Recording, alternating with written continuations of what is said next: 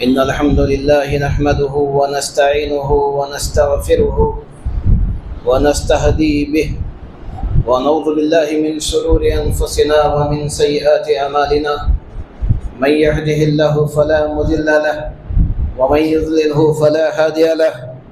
أشهد أن لا إله إلا الله وحده لا شريك له، لا شريك له في ربوبيته، لا شريك له في ألوهيته، لا شريك له في أسماء والصفات.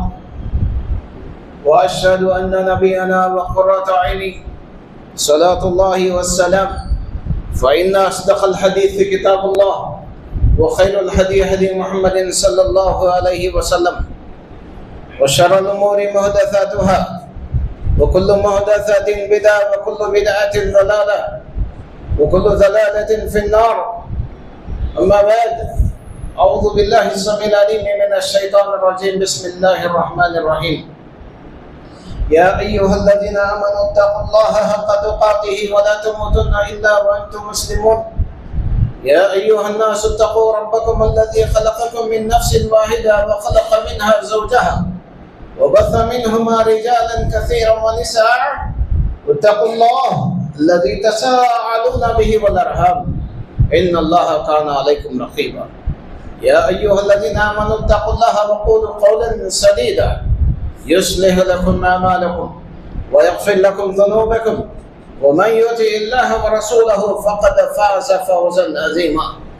كما قال الله تبارك وتعالى في كلام والفرقان: أذن للذين يقاتلون بأنهم ظلموا وإن الله على نصرهم لقدير.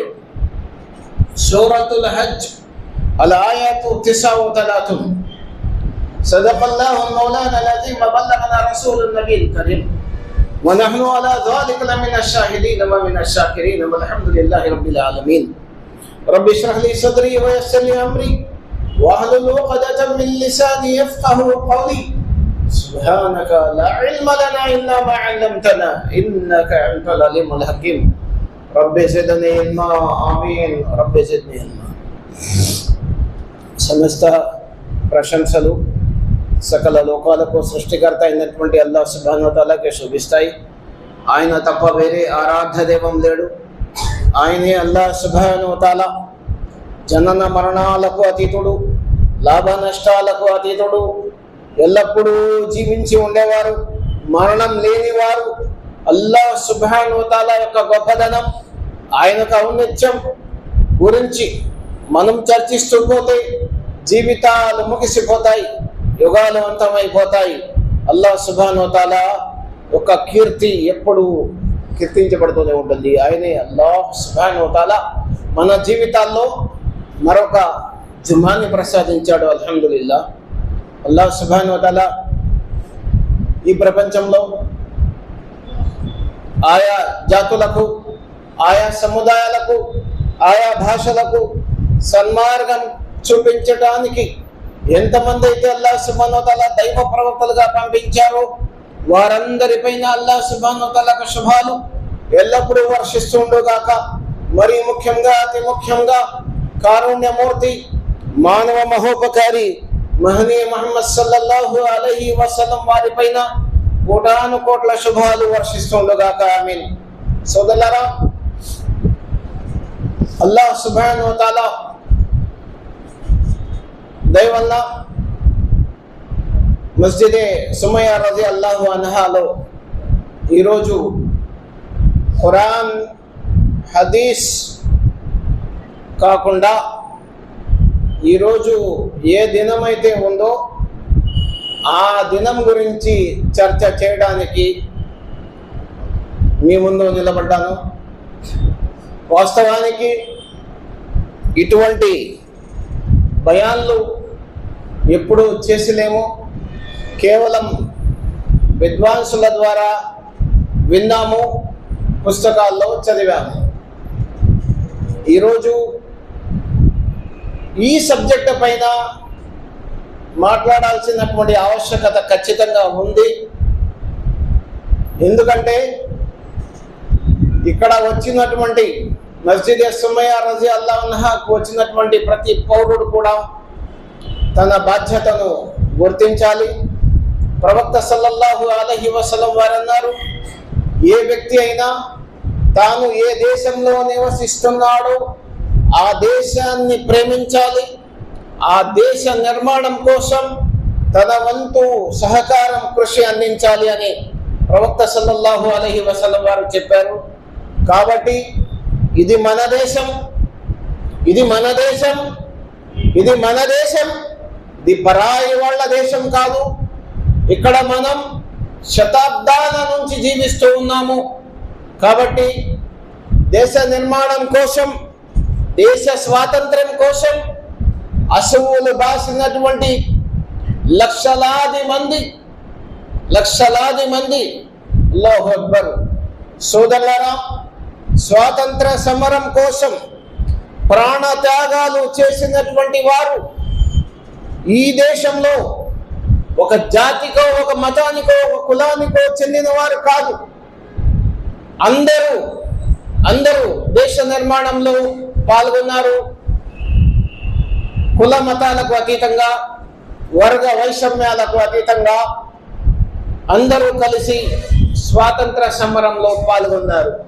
కానీ వాస్తవం, పచ్చి నిజం ఏంటంటే స్వాతంత్ర్యం కోసం 8 లక్షల ప్రాణాలు, గుర్తుపెట్టుకోండి సోదరులారా, స్వాతంత్రం కోసం 8 లక్షల ప్రాణాలు త్యాగం చేసినటువంటి జాతి మన జాతి, ముస్లిం జాతి, విశ్వాసుల జాతి. దేశ స్వాతంత్ర్యం కోసం 8 లక్షల మంది షహీద్ అయిపోయారు. అల్లాహు అక్బర్, అల్లాహు అక్బర్. కానీ దురదృష్టం ఏమిటంటే మన పూర్వీకుల కష్టాలు, వాళ్ళు చేసిన శ్రమ మనకే తెలియదు, బయట వారికి ఏం చెప్తాం. మన పూర్వీకులు ఎంత కష్టపడ్డారో స్వాతంత్ర్యం కోసం, ఎంతమంది ప్రాణాలు అర్పించారో మనకే అండర్స్టాండింగ్ లేనప్పుడు ఇతరుల దగ్గర మనం ఎలా ఉంటామంటే ఈరోజు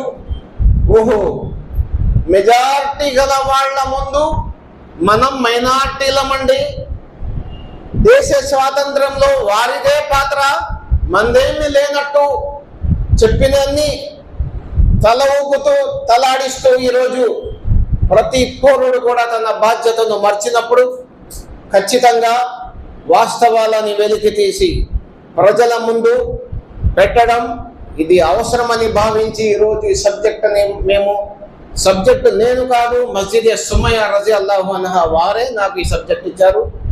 కాబట్టి సోదరులారా, చరిత్ర అనేది అది యథార్థం. ఆ చరిత్రని మార్చి దానిని ఈరోజు మన ముందుకు ఉన్న వాస్తవాన్ని మూసేసి లేనిదాన్ని మన ముందు పెట్టి మనల్ని మభ్యపెట్టేటువంటి ప్రయత్నం అయితే ఖచ్చితంగా జరుగుతుంది. కాబట్టి ఈ దేశంలో చరిత్ర సృష్టించింది మనమే, చరిత్ర తిరగా రాసేది కూడా మనమే ఇన్షాల్లా. సోదరులారా, నేను ఖుత్బా మస్నూ తర్వాత సూరే హజ్ నుండి 39వ వాక్యం మీ ముందు పఠించాను. అంటే దేశ స్వాతంత్ర్యం కోసం పోరాడినటువంటి వారి కోసం ఈ ఆయత్ సరిగ్గా అటాచ్ అవుతుంది. ఖురాన్ గ్రంథంలోని ఒక వాక్యము కూడా భారతదేశ ముస్లింల స్వాతంత్ర సమరం కోసం ఖురాన్ గ్రంథంలోని ఒక వాక్యం, నేను కాదు, ఉలమా, కుబారుల్ ఉలమా, మన దేశంలోని ఉలమాలు ఆ వాక్యాన్ని స్వాతంత్ర సమర యోధుల కోసం దాన్ని చర్చించారు. అదే వాక్యం నేను మీ ముందు పఠించాను. సోదరులారా, స్వాతంత్రం అనేపాటికి ప్రతి వ్యక్తికి 1853వ సంవత్సరం 1850 నుంచే అందరూ గుర్తుపెట్టుకుంటున్నారు. స్వాతంత్ర్యం అంటే కేవలం 1850 అని అనుకుంటున్నారు, కానీ ఇది వాస్తవం కాదు, అవాస్తవం, ఇది అసత్యం, ఇది అసలు నిజం వేరుగా ఉంది. చరిత్రను మార్చేటువంటి ప్రజలు ఈరోజు వాస్తవంగా ముస్లిం సమాఖ్య అసలు భారతదేశంలో ఎంతో మంది ఉన్నారు, జనగణన రీత్యా మనం ఎంతమంది ఉన్నామో కూడా మనకు తెలియపరచరు. ఎందుకంటే మనం ఎల్లప్పుడూ ఇదే భావించాలి, మనం మైనారిటీలమని చెప్పి భావించాలి. పేపర్లో మాత్రం మాషాల్లా మీడియాలో వచ్చేసింది ముస్లింలు పెరిగారు, గణతంత్రం జరిగింది, జనగణన జరిగింది, ఏమైంది, ముస్లింలు పెరిగారు. కానీ మన సంఖ్య ఎంతో వాస్తవం అయితే చెప్పరు, ఇది నిజం సోదరులరా. అదేవిధంగా స్వాతంత్ర సమరం అనేది ఈ భారతదేశంలో సమర శంఖం పూరించింది మొట్టమొదటి ముస్లిం. దేశ స్వాతంత్రం కోసం సమరం ఎవరైతే ఊదారో వారు ముస్లిం. ఎంతమందికి వాస్తవం తెలుసు సోదరులారా? మీరు చెప్పండి మనస్ఫూర్తిగా. నేను చెప్పిన విషయం నిజంగా 1753 సంవత్సరం 1753 సంవత్సరంలో షా వలీఉల్లా ముహద్దిస్ దహల్వీ రహ్మతుల్లాహి అలైహి ఆంగ్లేయులకు వ్యతిరేకంగా ఆయన గళం విప్పారు అని ఎంతమందికి తెలుసు? మీరు చెప్పండి. మనకు తెలిసింది కేవలం పేపర్స్లో, electronic media, paper media, social media అంతవరకే. కానీ వాస్తవం అది కాదు సోదరులారా. 1750 సంవత్సరంలోనే, అంటే సుమారు 200 సంవత్సరాల తర్వాత దేశానికి స్వాతంత్రం వచ్చింది 1947లో. 1947లో స్వాతంత్రం వచ్చేపాటికి అప్పటికి 200 సంవత్సరాల పోరాటం ఇది. ఆ 200 సంవత్సరాల పోరాటంలో 100 సంవత్సరాలు తీసేస్తారు చరిత్రకారులు. ఇది అన్యాయం. ఇది 1750 సంవత్సరంలో షా వలీఉల్లా ముహద్దిస్ దహల్వీ రహ్మతుల్లాహి అలైహి ఆంగ్లేయులకు వ్యతిరేకంగా గళం విప్పారు. ఎందుకంటే ఈస్ట్ ఇండియాతో వ్యాపారం చేసే నిమిత్తం భారతదేశంలో ప్రవేశించినటువంటి ఆంగ్లేయులు మొట్టమొదట టార్గెట్ చేసింది కేవలం ముస్లింలనే విషయాన్ని గుర్తుపెట్టుకోవాలి. ముందు ముస్లింలు. ఎందుకు ముస్లింలు? కారణం ఏంటి అంటే అప్పుడు పరిపాలిస్తుంది ఎవరు దేశాన్ని? మీరు చెప్పండి. దేశాన్ని పరిపాలిస్తుంది నవాబులు, దేశాన్ని పరిపాలిస్తుంది విశ్వాసులు, దేశాన్ని పరిపాలిస్తుంది ముస్లింలు.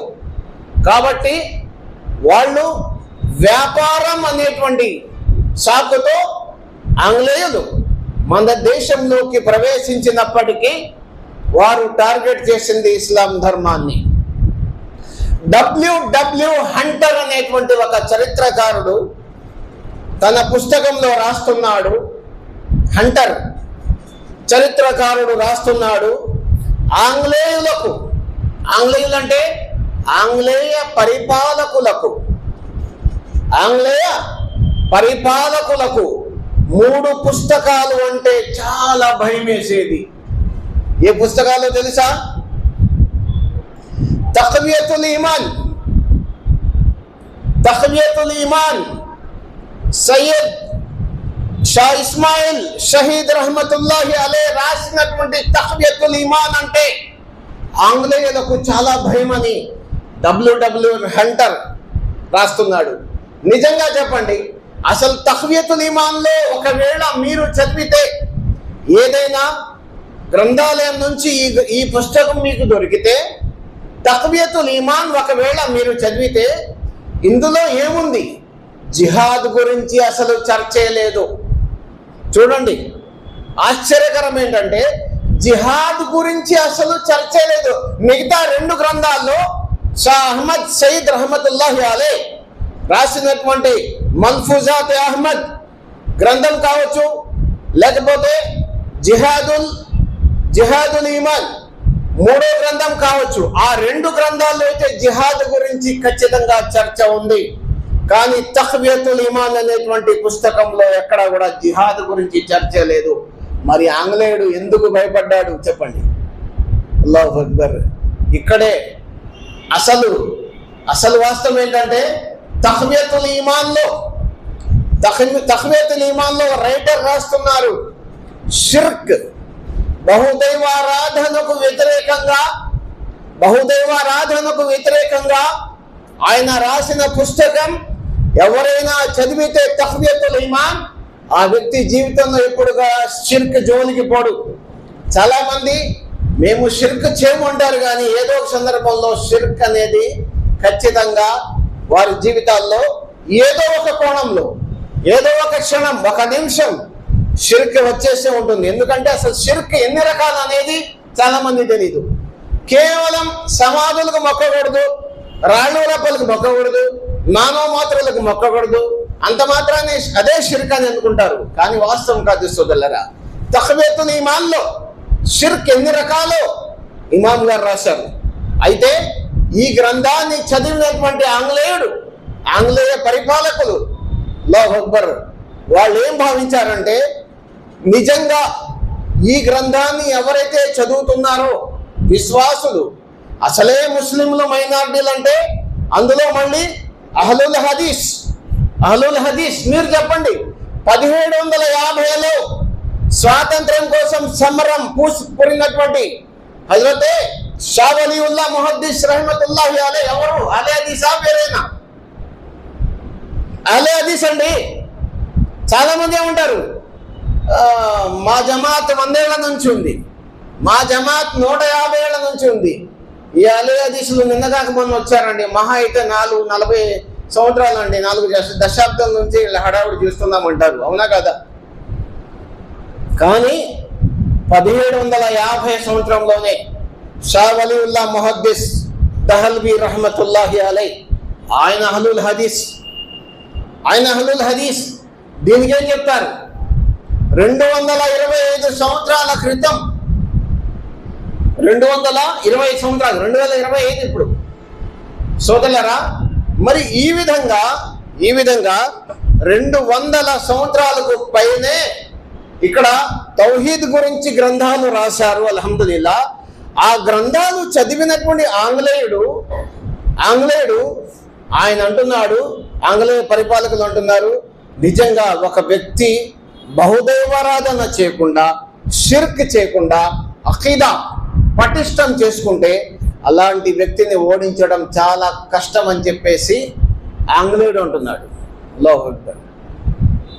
నిజంగా ఈ అంశాన్ని మనం ఇంకా అర్థం చేసుకోవాలా, ఆంగ్లేయుడు అర్థం చేసుకున్నాడు. అందుకే తఖ్వియతుల్ ఈమాన్ పైన బ్యాన్ చేశారు. అదేవిధంగా హజరతే షా వలీఉల్లా ముహద్దిస్ దహల్వి రహ్మతుల్లాహి అలైహి ఆయన చనిపోతూ వారసులకు ఆయన జిహాద్ గురించి బోధించారు. ఆంగ్లేయులు వచ్చి భారతదేశంలో వారు చేసేటువంటి లూటి, వారు చేసేటువంటి దోపిడీ, మన సంపదని అక్రమంగా వారి దేశానికి తరలిస్తూ ఉంటే మొట్టమొదటిగా గళం విప్పినటువంటి వారు ముస్లిములు, అది కూడా అహ్లే హదీస్లు. అల్హమ్దులిల్లా. ఆ తర్వాత అబ్దుల్ అజీజ్ రహమాబాది 1780 సంవత్సరంలో ఆయన ఆంగ్లేయులకు వ్యతిరేకంగా జిహాద్ ప్రకటించారు. భారతదేశ చరిత్రలో ఆంగ్లేయులకు వ్యతిరేకంగా జిహాద్ ప్రకటించిన మొట్టమొదటి విద్వాంసులు అబ్దుల్ అజీజ్ రహమాబాది రహ్మతుల్లాహి అలైహి. అల్లాహు అక్బర్. ఆ తర్వాత 1799లో షేరే మైసూర్ ఎవరు? టిప్పు సుల్తాన్ వారి తండ్రి హైదర్ ఆంగ్లేయులకు వ్యతిరేకంగా గళం విప్పారు. అల్హమ్దులిల్లా. అల్లాహు అక్బర్. కానీ అసలు వాస్తవాన్ని దాచేసి ఈరోజు టిప్పు సుల్తాన్ గురించి మాట్లాడడానికి ముస్లింలు జంకాల్సిన పరిస్థితి తీసుకొచ్చింది ఎవరు చెప్పండి? అల్లాహు అక్బర్. ఇది మోసం కాదా? ఇది దగా కాదా? చరిత్రను ఎవరు మార్చలేరు, ఇది వాస్తవం. మా పుస్తకాలను మీరు మాయం చేసి ఉండవచ్చు, చరిత్రని మార్చలేరు. మళ్ళీ చరిత్ర తిరగ రాసే సామర్థ్యం మాకే ఉంది ఇన్షాల్లా. మా ప్రవక్త ముహమ్మద్ సల్లల్లాహు అలైహి వసల్లం వారు దూరదృష్టితో ఒక విషయం చెప్పారు. ఒకనాటికి భారతదేశంలో ముస్లింలు ఇస్లామియా రాజ్యాన్ని స్థాపిస్తారు, మాకు పచ్చి యథార్థమని దానిపైన నమ్మకం ఉంది. అల్హమ్దుల్లా. ఉందా లేదా? అల్హమ్దుల్లా. మేము కాదు, అమెరికా స్వయంగా చెప్తుంది 2050 సంవత్సరం వచ్చేపాటికి చూడండి. ఎవరండి ఆయన? దేశ పౌరులం మనం, పరిపాలించే వాళ్ళేమో మన సోదరులు మన దేశంలో. ఆయన ఎక్కడో కూర్చొని 2050 వచ్చేపాటికి ముస్లింలు మైనారిటీ కాదు మెజారిటీలో ఉంటారు అని చెప్పేసి ఆందోళన వ్యక్తం చేస్తున్నాడు అక్కడ కూర్చొని. మీకు వచ్చిన ఇబ్బంది ఏంటి? ఇస్లాం ధర్మం ఒక్క రూపాయి ఖర్చు లేకుండా పప్పు ధాన్యాలు పంచకుండా, బెల్లం పప్పులు పంచకుండా ఇస్లాం ధర్మం రోజు రోజుకి డెవలప్ అవుతుంది. ఇస్లాంలో ప్రవేశించే వారి సంఖ్య రోజు రోజుకి పెరుగుతుంది. అల్హమ్దుల్లా. ఇది వాస్తవం. ఎందుకంటే నిజ ధర్మాన్ని గుర్తించే వారి సంఖ్య పెరుగుతూ ఉంది. నిజ ధర్మం ఏంటో తెలుస్తుంది. భూమి ఆకాశాల విశ్వ వ్యవస్థకు సృష్టికర్త ఒక్కడే, ఆయన్నే ఆరాధించాలని ఎవరైతే స్టడీ చేశారో వారు ఇస్లాం వైపు మరలుతున్నారు. ఏ ఆశ చూపించకుండానే అల్హమ్దుల్లా దాయిలు ఇస్లాం వైపు పిలుస్తున్నారు, వాళ్ళు వస్తున్నారు. అల్హమ్దుల్లా. సోదరులారా, అయితే ఆందోళన చెందుతుంది ఎవరు? పశ్చిమ దేశాల వాళ్ళు. వాళ్ళకి ఆందోళన కలుగుతుంది. వాస్తవానికి సోదరులారా, భారతదేశంలో 1799లో షేరే మైసూర్ టిప్పు సుల్తాన్ వారి తండ్రి, చూడండి నేను కేవలం పేర్లు మాత్రమే చదువుతున్నా, వారి అనుయాయులు ఎంతమంది షహీద్ అయిపోయారో ఒకసారి మీరు అంచనా వేసుకోండి సోదరులారా. వారి అనుయాయులు ఎంతమంది షహీద్ అయిపోయి ఉంటారు సోదరులారా, ఒక్కసారి మీరు అంచనా వేసుకోండి. కానీ ఈ వాస్తవాలు మనకు తెలియకుండా దాచేటువంటి ప్రయత్నం జరుగుతుంది. కాబట్టి జుమ్మా ఖుతుబా అయినప్పటికీ కూడా మస్జిద్ సుమయ్య రజల్లాహు అన్హా తరఫు నుంచి ఈ స్టెప్ తీసుకోవడం జరిగింది. కొన్ని విషయాలు ప్రజలకి తెలియపరచాలి. ఎందుకంటే ఇది మన దేశం, మన పూర్వీకుల కష్టార్జితం, మన పూర్వీకుల త్యాగాలు మనం గుర్తు చేసుకోకపోతే ఎవరో పరాయి దేశంలో ఉన్నటువంటి ఫీలింగ్ చెందేటువంటి వారికి కనువిప్పు కలిగించేటువంటి ప్రయత్నం అయితే జరుగుతుంది సోదరులారా. మీరు బహుశా అనుకోవచ్చు జుమా కదా, ఖురాన్ హదీస్ గురించి చెప్పవచ్చు కదా అని, కానీ ఇది కూడా అవసరమని దయచేసి నేను అందరికీ మనవి చేసుకుంటున్నా సోదరులారా. సుబ్హానల్లా. 1799లో అలీ వర్దీ ఖాన్ బెంగాల్లో వెస్ట్ బెంగాల్లో అలీ వర్దీ ఖాన్ ఆయన ఉద్యమాన్ని మొదలు పెట్టారు. ఎక్కడ? బెంగాల్లో. అల్లాహు అక్బర్. వారిని కూడా షహీద్ చేశారు సోదరులారా. మరి ఈ విధంగా హజరతే సయ్యద్ ఇస్మాయిల్ షహీద్ రహమతుల్లాహి అలైహి, సయ్యద్ అహ్మద్ షహీద్ రహమతుల్లాహి అలైహి ఇద్దరు కలిసి తహరీకుల్ హింద్ అనేటువంటి ఒక ఉద్యమాన్ని వారు మొదలు పెట్టారు. విద్వాంసులు లాంటి ఉలమాలు, నేను చెప్పే పేర్లు మామూలు పేర్లు కాదు, రాజకీయ నాయకులు కాదు, వీళ్ళు విద్వాంసులు, ఖురాన్ గ్రంథాన్ని అధ్యయనం చేసిన వాళ్ళు, ఖురాన్ యొక్క హాఫీజులు, హదీసులు హిఫ్జ్ చేసినటువంటి వారు విద్వాంసులు, ఉలమాలు. వారిని చూడండి 1825లో ఆ ఇద్దరిని ఉభయుల్ని షహీద్ చేసిన తర్వాత ఎవరైతే బ్రిటిష్ పరిపాలకులు సోదరులారా, ఆ తర్వాత భారతదేశం మొత్తం కూడా ఎవరైతే నిద్రపోతున్నారో ఇది మా వంతు కాదు, మా వంతు వచ్చినప్పుడు చూసుకుందామనే వారికి జాగరూకత కలిగింది ఎప్పుడు? వీరిద్దరు షహీద్ అయిపోయిన తర్వాత. సోదరులారా, ప్రతి షహీద్ కూడా, ఇప్పుడు నేను చెప్పేటువంటి ప్రతి షహీద్ కూడా వాళ్ళు ఛానల్స్ నడిపేవారు, పత్రికలను నడిపేవారు. పత్రికలు ఈ రోజులాగా మీడియా లేదు, ఎలక్ట్రానిక్ మీడియా లేదు సోదరులారా. మరి అలాంటి సందర్భంలో పత్రికలు నడిపి ప్రజలకు జాగరూకత చేసేటువంటి వారు. సుబ్హానల్లా. అయితే సిరాజుద్దౌలా పేరు విన్నారా? అల్లాహు అక్బర్. బ్రిటిష్ వాళ్ళు వణికేవారు సిరాజుద్దౌలా పేరు చెప్తేనే. బెంగాల్ టైగర్ ఆయన. ఈయన కూడా విద్వాంసుడు, ఆలిమే దీన్ సిరాజుద్దౌలా. సుబ్హానల్లా. అయితే మన భారతీయ చరిత్రకారులు అంటున్నారు, నిజంగా నాలుగు వైపుల నుంచి సిరాజుద్దౌలా బెంగాల్ నుంచి, టిప్పు సుల్తాన్ దక్షిణాది భారతదేశం నుంచి, అదే విధంగా బెంగాల్ నుంచి వారు, అదే విధంగా ఢిల్లీ నుంచి, దేశ రాజధాని నుంచి నాలుగు వైపులా బ్రిటిష్ వాళ్ళ పైన పైచేయి సాధించేటువంటి క్రమంలో మీర్ జాఫర్ అనేటువంటి వ్యక్తి సిరాజుద్దౌలాకి వ్యతిరేకంగా బ్రిటిష్ వాళ్ళకి అమ్ముడు పోవడం వల్ల అప్పుడెప్పుడో రావాల్సిన, చూడండి 100 ఏళ్ల క్రితమే, అంటే 1947 కాదు, 1847లోనే స్వాతంత్రం వచ్చేది.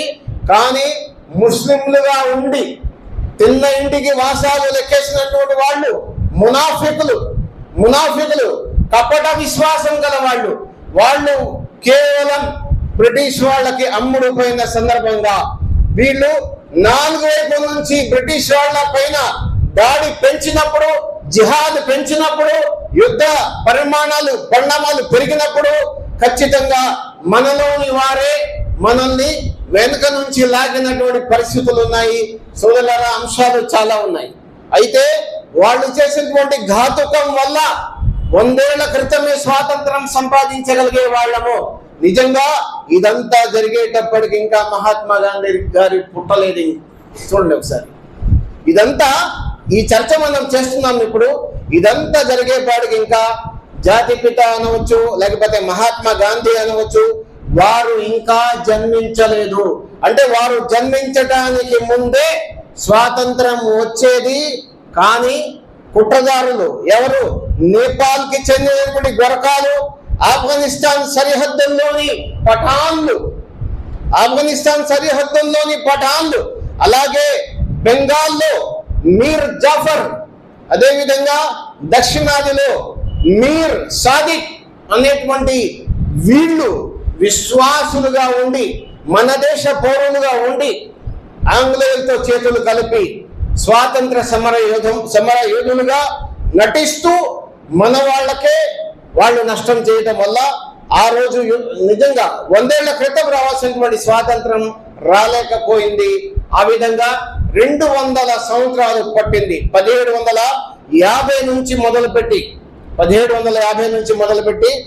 1947 వరకు కూడా రమారమి 200 సంవత్సరాలు ముస్లింల పైన దాడులు జరిగినాయి. అల్లాహు అక్బర్. 8 లక్షల మంది ప్రాణత్యాగం చేస్తే వేలాది మంది ఖురాన్ కంఠస్థం చేసిన వారు ఉన్నారు. ఒకే ఒక్క రోజు, అల్లాహ్ సాక్షిగా, ఒకే ఒక్క రోజు 10,000 మంది ఖురాన్ కంఠస్థం చేసిన వారిని ఊచకోత కోశారు. ఎవరు? బ్రిటిష్ వాళ్ళు. మామూలుగా కాదండి, ఖురాన్ హాఫీజ్. ఇప్పుడు ఇంతమంది ఉన్నారు మస్జిద్లో, కేవలం మన ఇమాం గారు మాత్రమే హాఫీజ్ ఖురాన్. అవునా? ఆయన మనకు అమూల్యం. ఎందుకంటే ఖురాన్ గ్రంథం మొత్తం ఆయన కంఠస్థం చేశారు. సుబ్హానల్లాహ్, హాఫీజ్ ఖురాన్. అలాగా 10,000 మంది ఖురాన్ కంఠస్థం చేసిన వారిని ఒకే రోజు ఊచకోత కోసారు. అంటే ఇస్లాం ధర్మానికి ఎంత నష్టం జరిగిందో ఒకసారి మీరు అంచనా వేయండి సోదరులారా. ఇదంతా కేవలం అందుకే ఆ తర్వాత రంగూన్ ఎక్కడుంది? ఈరోజు మయన్మార్ అనేటువంటి పిలువబడేటువంటి ప్రాంతం ఈరోజు అందరినీ కూడా రంగూన్కు తీసుకువెళ్ళి అక్కడ శిక్షించారు. అదేవిధంగా అండమాన్ నికోబార్ దీవుల్లో కాలాపాని పేరు విన్నారా? సినిమా కాదండి, కాలాపాని సినిమా కాదు. కాలాపాని అండమాన్ నికోబార్ దీవుల్లో ఎంత కఠినంగా శిక్షించారు అంటే విశ్వాసులను, ముస్లింలను, ఉలెమాలను ఉలమాలను తీసుకువెళ్ళి అక్కడ కాలాపానిలో చాలా చిత్రహింసలు పెట్టి అక్కడ హతమార్చడం జరిగింది సోదరులారా. అయితే కాలాపాని శిక్షలో చూడండి 95% మంది ముస్లింలు ఉంటే కేవలం 5% మంది భారతదేశ స్వాతంత్రం కోసం నడుం బిగించిన హిందూ సోదరులు కూడా ఉన్నారు. అయితే యథార్థం ఏమిటంటే 95% మంది కాలాపాని శిక్షను అనుభవించిన వాళ్ళు ముస్లింలు, 5% మాత్రమే ముస్లిమేతరులు హిందువులు. అయితే ఈ హిందువుల్లో కొంతమంది సిక్కులు కూడా ఉన్నారు. సోదరులారా, ఇక్కడ ఒక వ్యక్తి పేరు వస్తుంది, పేరు వీర్ సావర్కర్. వీర్ సావర్కర్ కాలాపాని శిక్షకు ఆంగ్లేయులు లాక్కు వెళ్ళినటువంటి సమర యోధుల్లో ఈ వీరుడు కూడా ఉన్నాడు, పేరు వీర్ సావర్కర్. ఓకే, అయితే కాలాపాని శిక్ష చూసిన తర్వాత ఆయన ప్రభుత్వ అధికారులకు, ఎవరికి? ఆంగ్లేయ ప్రభుత్వ అధికారులకు 3 ఉత్తరాలు రాశారు. ఈ శిక్ష నుంచి నన్ను తప్పిస్తే దేశ స్వాతంత్రం కోసం పోరాడుతున్న గాంధీ గారికి వ్యతిరేకంగా నేను మీకు సాయం చేస్తా అని చెప్పేసి 3 ఉత్తరాలు రాశారు మహానుభావులు. గుర్తుపెట్టుకోవాలి, ఈ అంశం చాలా అవసరం. యువకులారా, పౌరులారా, వీర్ సావర్కర్ అనేటువంటి వ్యక్తి 3 ఉత్తరాలు రాశారు. WW హంటర్ సాక్షిగా ఉన్నాడు. ఆయన ఉత్తరాలు చదివిన తర్వాత అక్కడ కాలాపాని శిక్ష నుంచి వారికి విముక్తి కల్పించడం జరిగింది. మీరు బయట ఉంటే, మస్జిద్ బయట ఉంటే దీని గురించి ఇంకా నేను చర్చించేవాడిని, మస్జిద్ కాబట్టి నేను ముక్తసరిగా మాట్లాడుతాను సోదరులారా. అయితే అల్లాహు అక్బర్. ఆ తర్వాత ఉలమాయే సాదిక్పూర్, ఉలమాయే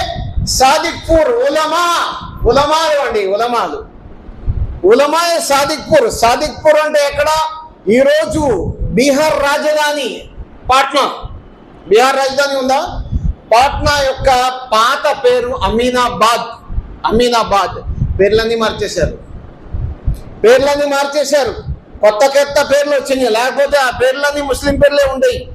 ఎక్కడ చూసినా దేశ నలుమూలలో కూడా. అల్లాహు అక్బర్. సోదరులారా, ఉలమాయే సాదిక్పూర్ గురించి పండిట్ జవహర్లాల్ నెహ్రూ గారు వారు అంటున్నారు, భారతదేశానికి మొట్టమొదట ప్రధానమంత్రి అయిన తర్వాత పాట్నా వెళ్ళారు. అమీనాబాద్ లోని సాదిక్పూర్ అనేటువంటి ప్రాంతం దగ్గరికి వెళ్ళి నివాళులు అర్పించారు. ఎవరికి? సాదిక్పూర్ ఉలమాలకి. ఎవరు సాదిక్పూర్ ఉలమాలు? ఆలే హదీసులు అని చెప్పడానికి గర్విస్తున్నా.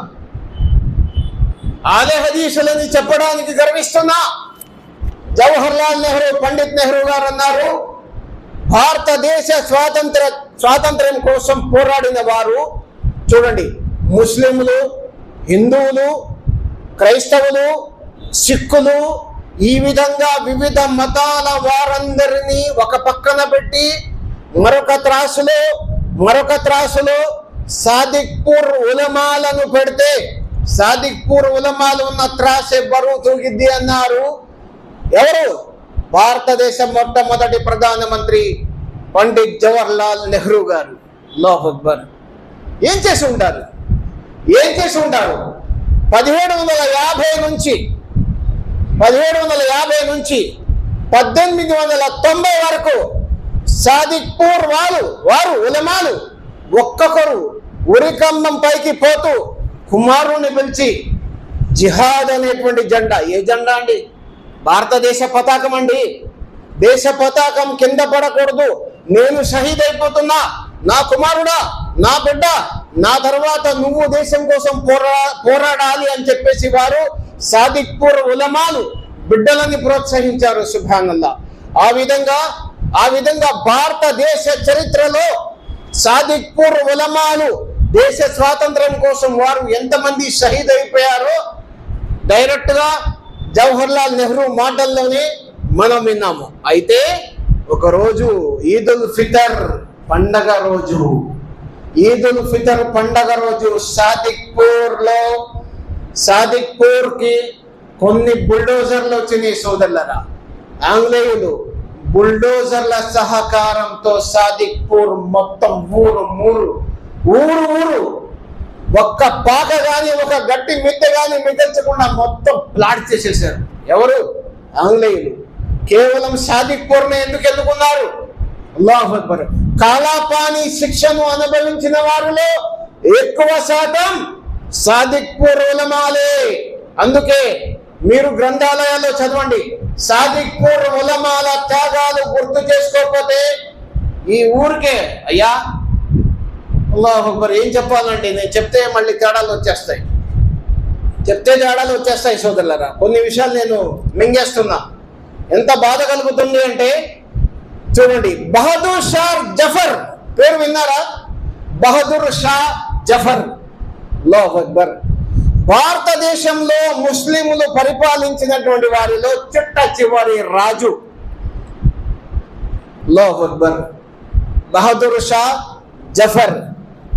వారిని బంధించి, రాజుని బంధించి సుకుమారంగా పెరిగిన ఆయన 4 కొడుకులను ఆంగ్లేయులు జంతువుని జుబా చేసినట్టు జుబా చేశారు. అల్లాహు అక్బర్.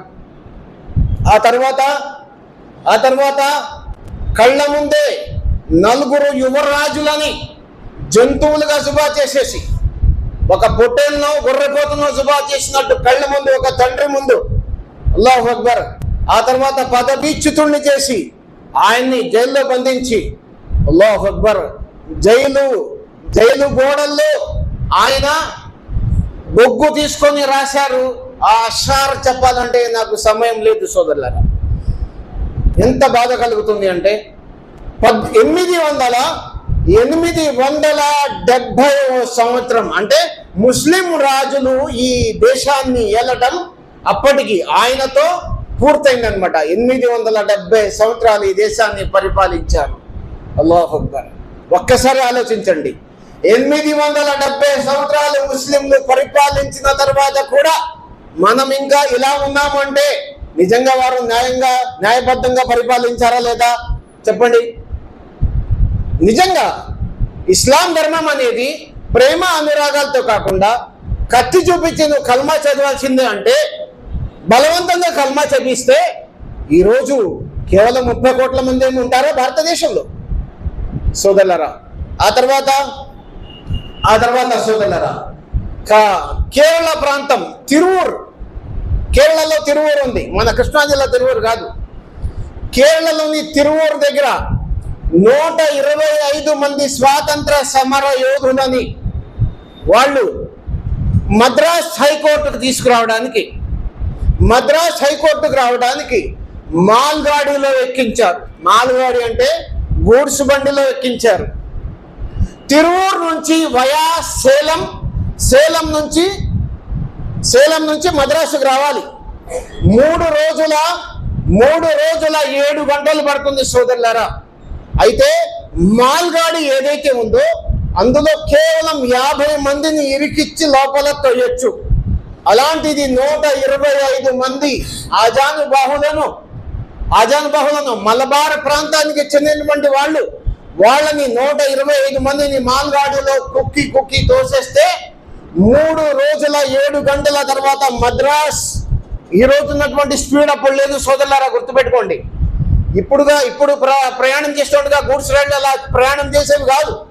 మనిషి నడిచినట్టు లేకపోతే సైకిల్ మీద ప్రయాణం చేసినట్టు అంతే వేగంతో వెళ్ళి 3 రోజుల 7 గంటలు పట్టింది. అంటే మద్రాస్ స్టేషన్కి వచ్చేపాటికి సోదరులారా ఆ తలుపులు తీస్తే 60 మంది లోపల సజీవంగా, వాళ్ళు 65 మంది మాత్రమే సజీవంగా ఉన్నారు. మిగతా వారు ఉందా అల్లాహు అక్బర్ ఊపిరాడక, గాలి ఆడక, ఆహారం నీరు లేక గూడ్స్ బండిలోనే అసూలు బాశారు. అల్లాహు అక్బర్. సోదరులారా, ఈ విధంగా చెప్పుకుంటూ పోతూ ఉంటే చాలా అంశాలు ఉన్నాయి. నిజంగా స్వాతంత్ర సమరంలో ముస్లింల పాత్ర గురించి చెప్పడానికి మనకి ఇక్కడ ఈ వేదిక, ఈ సమయం చాలా సోదరు.